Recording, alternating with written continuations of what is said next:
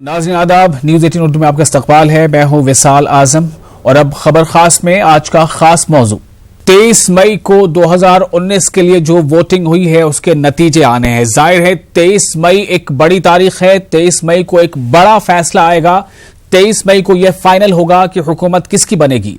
बरसर इक़्तिदार party या बरसर इक़्तिदार जो इत्तेहाद है वो लगातार दोबारा उसे मौका मिलेगा, या फिर जो विरोधी पार्टियां हैं, हिज़्ब मुखालिफ हैं, उन्हें मौका मिलेगा, या फिर कोई और तस्वीर सामने आएगी। तो लेकिन सबसे अहम बात यह है कि 23 मई से पहले पहले जहां तमाम सियासी जमातों के बड़े से बड़े और छोटे छोटे लीडरान नर्वस हैं, वहीं साथ ही साथ 23 मई के नतीजों को लेकर उन रियासतों में भी हलचल मची हुई है जिन रियासतों में या तो वहां अल्पमत की सरकार है, ऐसा कहा जा रहा है, जो वहां की विरोधी पार्टियां हैं वो कह रही हैं, या फिर ऐसी सरकारें जिन जिन रियासतों में हैं जहां बहुत कम फासले से वो हुकूमत में हैं, यानी कि मैजिकल फिगर बहुत मुश्किल से उन्होंने हासिल किया है। 2, 4, 5 सीटें आगे हैं किसी की हिमायत लेकर। खास तौर से इनमें नाम आता है कर्नाटक का, मध्य प्रदेश का, तमिलनाडु का, गोवा का और मणिपुर का। ये ऐसी रियासतें हैं जहां पर बहुत बड़ी हलचल है। अगर 23 मई का नतीजा जैसा भी हो, इन रियासतों पर खासा असर पड़ने वाला है। बीजेपी का दावा है कि मध्य प्रदेश में कमलनाथ की क़यादत वाली कांग्रेस हुकूमत के पास बहुमत नहीं है, यानी हाउस के अंदर मेजॉरिटी नहीं है। बीजेपी ने वहां के जो गवर्नर हैं आनंदीबेन पटेल, उन्हें खत लिखकर असेंबली का स्पेशल सेशन बुलाने की मांग भी की है। 230 मेंबरान वाले इस असेंबली में कांग्रेस के पास कुल 114 मेंबर हैं, 114 एमएलएज हैं। इसके साथ ही कांग्रेस को 4 इंडिपेंडेंट जो एमएलएज हैं उनकी हिमायत हासिल है, और साथ ही बीएसपी के 2 और 1 समाजवादी पार्टी के भी एमएलए हैं जिनकी हिमायत हासिल है। तो बीजेपी के पास 109 एमएलएज हैं। बीजेपी के पास ध्यान देने की बात है कि 230 मेंबरों वाली इस असेंबली में मध्य प्रदेश में बीजेपी के पास 109 एमएलएज हैं। मायावती कांग्रेस से हिमायत वापसी की बीच में इलेक्शन के दौरान ही एक बात आई थी, वो धमकी भी दे चुकी थी कि मध्य प्रदेश में बीएसपी ने जो सपोर्ट दे रखा है कांग्रेस को, वो हिमायत वापस भी ले सकती हैं।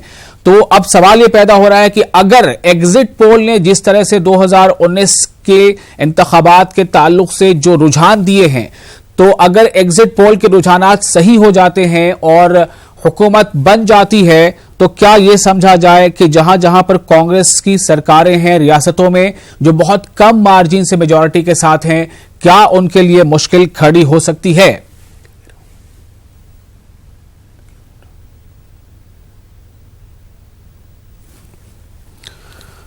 तो ये एक ऐसा मामला है जिसको लेकर काफी जगहों पर इन राज्यों में, खासतौर से इन रियासतों में तमिलनाडु और कर्नाटक और मध्य प्रदेश, वहां इस तरह की सूरत हाल बनी हुई है।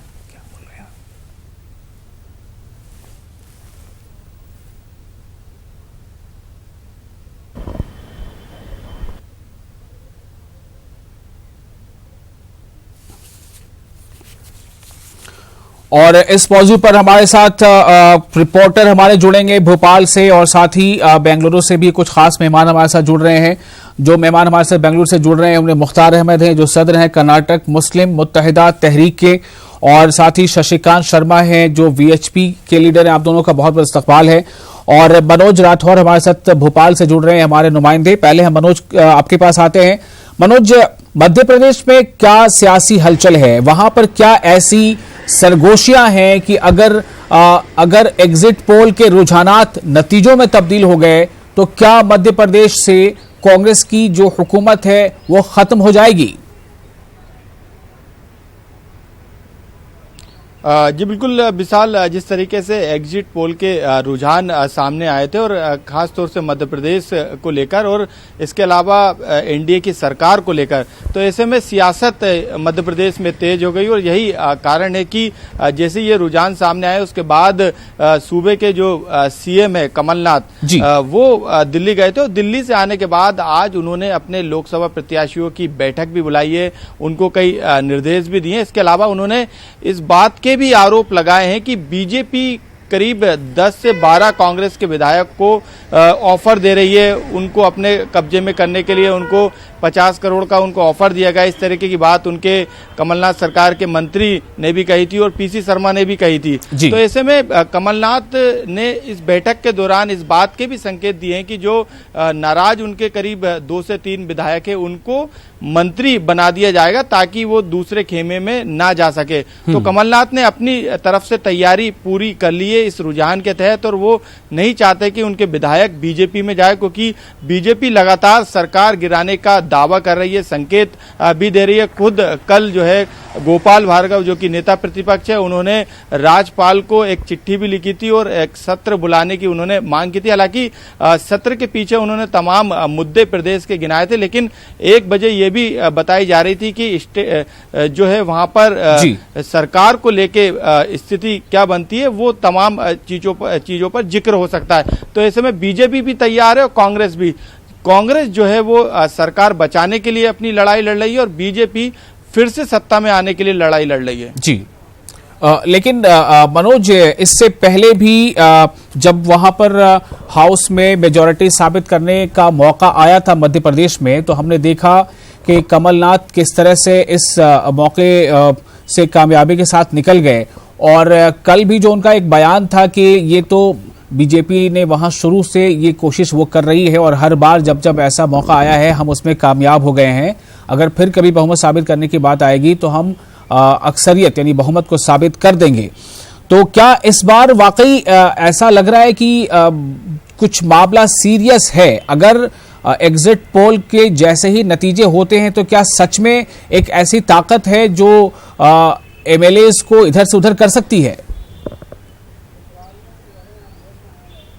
जी बिल्कुल, जो कमलनाथ का ताजा बयान सामने आया जब उन्होंने लोकसभा प्रत्याशियों की बैठक ली थी और मीडिया से चर्चा की, तो उन्होंने कहा कि उनके 10 मौजूदा विधायक ऐसे हैं जिनके पास लगातार बीजेपी की तरफ से फोन आ रहा है, उनको ऑफर दिया जा रहा है, करोड़ों का ये ऑफर है, उनको ये कहा जा रहा है कि वो कांग्रेस छोड़ के बीजेपी में आ जाए, क्योंकि जो रुझान एग्जिट पोल के आए हैं वो एनडीए के पक्ष में आए और एनडीए की जब सरकार फिर से केंद्र में आएगी तो उसके बाद यहां पर सरकार बचना मुश्किल रहेगा। इस तरीके के बात जो है आज कमलनाथ ने कहीं भी। और दूसरी तरफ करीब कमलनाथ ने यह भी कहा है कि 4 बार वो बहुमत साबित विधानसभा में कर चुके हैं और इससे पहले भी जब बहुमत साबित सरकार बनने से पहले जब विधानसभा में कमलनाथ सरकार ने किया था उस दौरान भी दिग्विजय सिंह ने इस बात को लेकर आरोप लगाए थे और साफ तौर से शिवराज कार्यकाल के जो 2 मंत्री थे विश्वास सारंग और नरोत्तम मिश्रा, उन पर यह आरोप थे कि उन्होंने 2 विधायकों का अपहरण कर लिया है और उनको कहीं ना कहीं अपने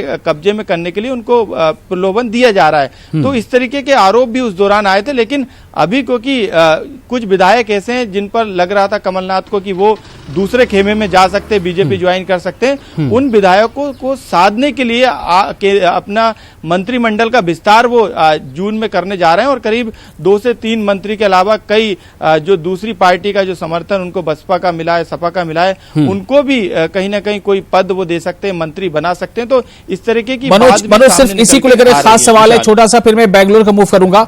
सवाल यह है कि जो बीएसपी के 2 विधायक वहां पर हैं एमएलए और 1 एसपी के हैं, तो 2 और 1 3, कांग्रेस के अकेले 114, तो 14 और 3, क्या ये बीएसपी एसपी बीएसपी के जिस सबसे एक बात आई थी बीच में कि हिमायत सपोर्ट वापस ले लेंगे, क्या इसमें अब भी वही बात नजर आ रही है या फिर वो चुनाव के दौरान एक सिर्फ एक उस वक्तिया धमकी थी?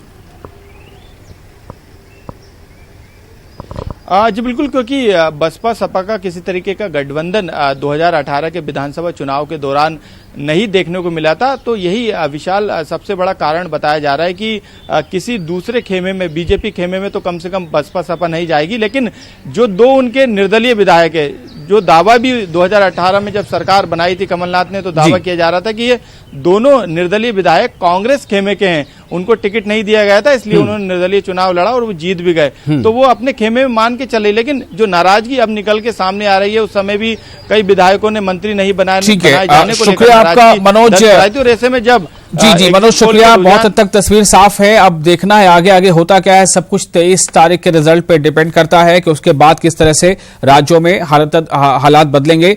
मनोज आपका शुक्रिया। मैं अब बात करूंगा साउथ के स्टेट्स की। साउथ के स्टेट में कर्नाटक है और तमिलनाडु है। तमिलनाडु के बारे में जल्दी से 2-4 लाइनें बता देता हूं, फिर मैं सीधे अपने मेहमान के पास जाऊंगा। तमिलनाडु में कुल जो 38 लोकसभा सीटों के साथ 22 असेंबली सीटों के नतीजे भी 23 मई को आएंगे तमिलनाडु में। अगर यहां विधानसभा यानी असेंबली सीटों के नतीजे डीएमके के फेवर में आते हैं तो ये एआईएडीएमके के लिए खतरे का निशान हो सकता है। यहां एआईएडीएमके सरकार जो है वो पहले से ही ये बताया जा रहा है कि वो अक्सरियत में नहीं है, सीटें कम है। लगातार जो हिस्ब में इख्तलाफ है वो ये बात कर रहा है। तो जो एक्स सीएम जयललिता चूंकि वहां नहीं है, उनकी मौत के बाद 18 जो एमएलएस थे एआईएडीएमके के, उनका दामन छोड़ने के बाद उनकी जो सदस्यता है, मेंबरशिप है, वो खत्म कर दी गई थी। तो इसीलिए अब एआईएडीएमके के पास 113 एमएलएस हैं, डीएमके के पास 97 हैं। एआईएडीएमके को अक्सरियत के लिए 4 सीटों की जरूरत है, जबकि डीएमके को जो बरसे इख्तियार पार्टी है एआईएडीएमके उसे हटाने के लिए 21 एमएलए की जरूरत है। तो 22 एमएलए की सीटों पे जो इंतखाबात हुए हैं अभी, उसके नतीजे भी 23 तारीख को आने हैं, 23 मई को। तो वो नतीजे वहां तमिलनाडु की जो वहां की रियासती हुकूमत है उसकी तस्वीर भी बदल सकते हैं। अब रुख करते हैं कर्नाटक का। कर्नाटक में हुकूमत के बनने के बाद से ही किस तरह से आपने देखा वहां पर अक्सरियत साबित करने की जब बात आई येदियुरप्पा को, तो वहां हाउस के अंदर क्या सिचुएशन बनी। उसके बाद कांग्रेस और जेडीएस ने मिलकर वहां सरकार बनाई, सरकार अभी चल रही है। लेकिन इस बीच कई बार ऐसी बातें आई कि बीजेपी ने के फेवर में कई एमएलएस जा चुके हैं, चाहे वो जेडीएस के हो या कांग्रेस के हो, और बीजेपी अब इस पोजीशन में है कि वो अक्सरियत साबित कर सकती है। हॉर्स ट्रेडिंग को लेकर मामले सामने आए, होटलों में ले जाकर कहीं रखा गया, ये सब बातें सामने आई।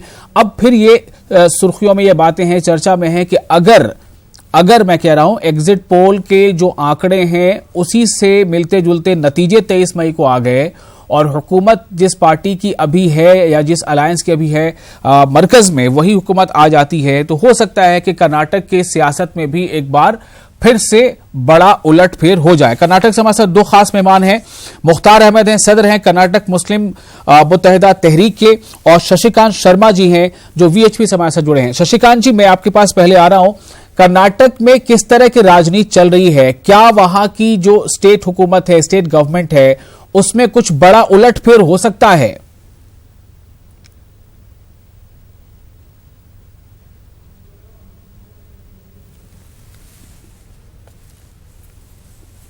शशिकांत जी, मेरी आवाज मिल रही है आपको? जी नहीं, कर्नाटक में तो सरकार तो गिरने वाली, इसमें कोई दिक्कत नहीं। हर आदमी अभी जो मौजूदा हालात में जो सरकार चल रही है जी, हर आदमी परेशान है, नेता तक परेशान है। ये जो गठबंधन हुआ था, ये गठबंधन नहीं था, ये मजबूरी में सिर्फ नरेंद्र मोदी जी को, भारतीय जनता पार्टी को दूर रखने के लिए ये मजबूरी का गठबंधन था, सहमति का गठबंधन नहीं था। रोशन बेग कांग्रेस के इतने बड़े नेता वो खूब परेशान हो गए कि हम लोगों को, मुसलमानों को सिर्फ इस्तेमाल किया गया है। ये सिर्फ कर्नाटक की बात नहीं कर रहा हूं मैं, कर्नाटक में 20 दिन इलेक्शन में था, 22 दिन में मध्य प्रदेश इलेक्शन में था, भोपाल में था। हर जगह के मुसलमान कांग्रेस से परेशान है, हर जगह के मुसलमान। यहाँ के कांग्रेस के मुसलमान भी अपने आप को एक पिंजरे में कैद पक्षी की तरह अपने आप को महसूस कर रहे थे जी। अब उनको आजादी मिल रही है, वो लोग एक अच्छी पार्टी में जाना चाहते हैं। जो सम्मान उनको मिलना चाहिए था, वो सम्मान आज तक 1947 के बाद सिर्फ एक वोट के लिए इस्तेमाल किया गया है। आज मुसलमान अपने आप को देख ले, मुसलमान जहां होने चाहिए थे वहां नहीं है, उनको सिर्फ वोट के लिए इस्तेमाल किया गया है कि मुसलमान लोग, तुम लोग सिर्फ एक वोट हो मेरे लिए, बस इतने कर दो। आज रोशन बेग जी ने, ये तो बहुत दिन से हवा चल रही थी कि मुसलमान लोग को कांग्रेस सिर्फ अपना एक मतलब के लिए रख रही है, जब मतलब निकल जाएगा तो मुसलमानों की कोई न कुछ होगी, न उनका कोई सम्मान होगा। जिसका उदाहरण आज रोशन बेग साहब, आज सामने इतने बड़े कांग्रेस के नेता कर्नाटक के, कांग्रेस के मुस्लिम समुदाय के इतने बड़े लीडर है, वो खुद आके आज परेशान होकर रखा है कि हम लोगों को सिर्फ जानवर समझ कर रखा कांग्रेस ने, एक सीट तक नहीं। ठीक है, चलो आप नहीं, इतने ज्यादा परेशान हो गए थे कि आज उनको अपनी पार्टी छोड़ने की बात तक करने को मजबूर होना पड़ा। और वो अगर वो जा रहे हैं तो वो सिर्फ ऐसे नहीं जा रहे हैं, भारतीय जनता पार्टी का एक सिलेबस है, सबका साथ सबका विकास। सिर्फ 110 करोड़ हिंदुओं के नहीं, 130 करोड़ हिंदू मुसलमान सिख ईसाइयों का सबका साथ सबका विकास करेगा प्रधानमंत्री जो आज हमारे हैं। उन्होंने शुरू से 130 करोड़ हिंदुस्तानियों की बात की है जी। सिर्फ हिंदुओं की बात नहीं की है। उन्होंने हिंदू, मुसलमान, सिख, ईसाई सभी को लेके एक बात की है। आज मध्य प्रदेश में मैं था 22 साल में, मैंने गांव देखा है, मैंने मस्जिदों तक के अंदर गया। जी शशिकांत जी मुख्तार अहमद भी हमारे साथ हैं, उनसे भी जरा उनका पक्ष ले लेते हैं। मुख्तार अहमद साहब, मेरा सवाल कुछ अलग है, जो जवाब दे रहे हैं शशिकांत जी उससे अलग मेरा सवाल था। मेरा सवाल था कि क्या कर्नाटक की हुकूमत में कुछ बड़ा उलटफेर हो सकता है? क्या वहां जो सरकार अभी चल रही है उसकी बजाय बीजेपी लेड गवर्नमेंट वहां आ सकती है? क्या जेडीएस कांग्रेस के विधायक उन्हें धोखा देकर बीजेपी की तरफ जा सकते हैं? सवाल सीधा है। चाहे वो बीजेपी हो, कांग्रेस हो या जेडीएस हो जी, अपने इख्तियार के लिए कहीं भी कहाँ भी कुछ भी कर सकते हैं। एग्जिट पोल की नजर देखते हुए सेकुलर हुकूमत है, कोई भी आंकड़ा बता सकता है, इस पर हमें कोई शक नहीं है जी। दूसरी बात यह है कि जो आंकड़े आए हैं हो सकता है कि वो आंकड़े फेल हो जी, वो आंकड़े सही नहीं हुआ है। ऑस्ट्रेलिया में भी इलेक्शन हुआ जी, उस वहां भी जो है प्रेसिडेंट हुकूमत को आंकड़े जो ऐसे बताए कि वो जीत जा रहे हैं जी, लेकिन वो आंकड़े फेल हो गए। दूसरी बात यह है कि जनाब बीजेपी हो, कांग्रेस हो या जो भी पार्टी हो, इनकी औकात और इनकी पोजीशन जी 23 के बाद मालूम हो जाएगी। अब रही जो पार्टी लोगों के इख्तलाफात जी, वो अंदर के इख्तलाफात है, उनका वो मसला है, हमें उनसे कोई लेना देना नहीं है। रही बात ये कर्नाटका हुकूमत के अंदर जो है कोई भी आए, मुसलमानों को जो है वो बाजू ही रख देते हैं, उनको कोई अपना ये कर नहीं सकते, चाहे वो बीजेपी हो, चाहे जनता दल हो या चाहे कांग्रेस हो। जी यहाँ पर जो है जैसा कि रोशन बेग जो है मतलब शशिकांत जी बाहर आ रहे हैं। शशिकांत जी अपने इस बात पे सही हैं कि मुसलमानों को सिर्फ इस्तेमाल किया गया है और उनका पॉलिटिकल माइलेज लेकर के उनको कोई फायदा नहीं दिया गया। सिर्फ कर्नाटक में नहीं, बिल्कुल वो मैं उनके साथ हूं। कर्नाटक में नहीं, उन्होंने जो कहा है वो बिल्कुल ठीक है। मुसलमानों को गैर अंदाज किए हैं वो लोग। मुसलमानों के साथ कितना घिनौना व्यवहार किया गया है। मैं खुद उत्तर प्रदेश बहुत उत्तर प्रदेश आता रहता हूं। मुसलमानों का हर जगह सिर्फ इस्तेमाल किया गया है। नहीं तो आज मुसलमान का एक बात है, बच्चे के एक हाथ में कुरान होनी चाहिए, तो एक हाथ में कंप्यूटर होना चाहिए था। वो हमारे नरेंद्र मोदी की इच्छा है कि मैं चाहता हूं कि आज मुसलमान के बच्चे भी ऊपर आए। नहीं ऐसा क्या वो बीजेपी हुकूमत भी जो है हमें जो है हलवा दी है। 1947 से ऐसी बात नहीं है कि एक हाथ में कुरान और एक हाथ में कांग्रेस ने सिर्फ मुसलमानों का इस्तेमाल किया है। और कांग्रेस ने भी काफी जो है लोगों की जो है शशिकांत जी मुख्तार साहब को थोड़ा बोलने दीजिए। जी हाँ मुख्तार साहब, वक्त कम है हमारे पास। जी शशिकांत साहब जी, मैं कहना चाह रहा हूं कि एक तरफ कुरान और एक तरफ कंप्यूटर, ऐसा कोई नहीं है। जो कांग्रेस की हुकूमत में भी जो है मुसलमानों का काफी साथ दिया है जी। अगर बीजेपी अगर बीजेपी मुसलमानों का साथ देती जी, आज मुसलमान कितने बड़े, अगर बीजेपी मुसलमानों का साथ देती और पूरे हिंदुस्तान में मुसलमानों को सीट देती जी, बिल्कुल झंडे लेके मुझे बोलने दीजिए ना, बोलने दीजिए ना। नहीं करते। अरे जब ये बोल रहे थे मैं खामोश बैठा था, मुझे बोलने दीजिए ना। बीजेपी जो सेंट्रल में आई, स्टेट में आई, कहीं भी मुसलमान को सीट नहीं दी। बीजेपी कट्टर है मुसलमानों के, अगर वो रहते तो मुसलमानों को एक